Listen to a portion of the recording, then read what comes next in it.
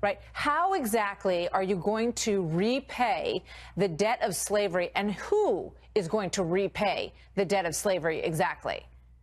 This is exactly right. And Bernie Sanders said this last night on CNN. I mean, I'm sounding like a Bernie supporter here, but the fact is that Sanders is clearer on this than Kamala Harris or Elizabeth Warren.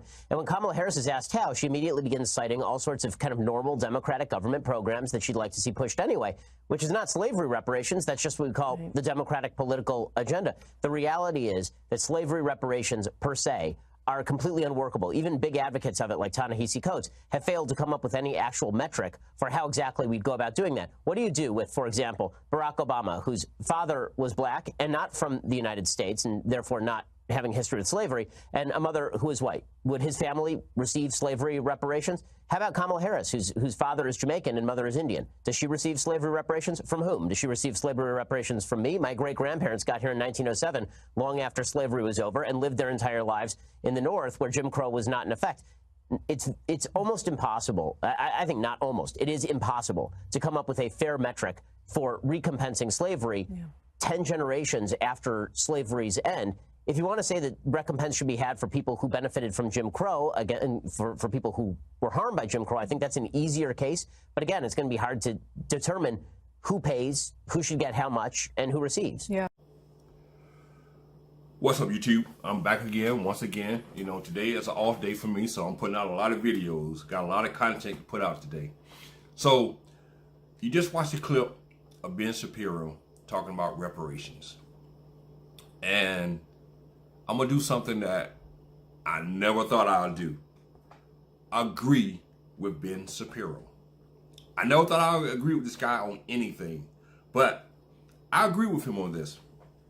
In other videos I have done, when I have mentioned reparations, I have always said reparation is a dead cause.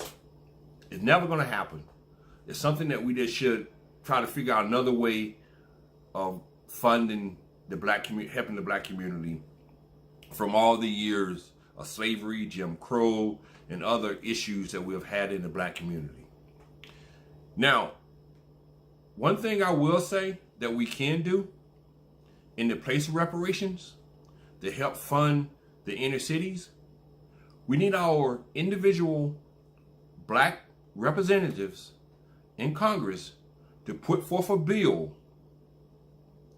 And I say again, the black representatives in Congress to put forth a bill to fund the education system, the police, the criminal system, and the job programs in the inner city. If you can put forth a bill that will have funds about $1 trillion, and I said $1 trillion, I'm being realistic when I said this, because this country throws away money every day. $1 trillion to invest in the inner cities of this country, we can improve the black community that way. Reparation is for something, is basically for to help the black community catch up to the white communities from all the abuse, the segregations that they went through. It's kind of like to equal out things for the black community. And this right here will help the black community equal things out. Give them better schools, you fight the crime, and you give them jobs. $1 trillion. $1 trillion. That's my simple solution. Very simple, to the point, and you don't have to worry about all of this bullshit. If people are serious about helping the black community catch up to the white communities, that's the easy way of doing it.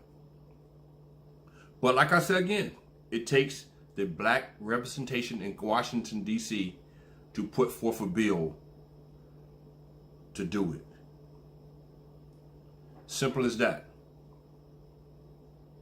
And that's all I got to say.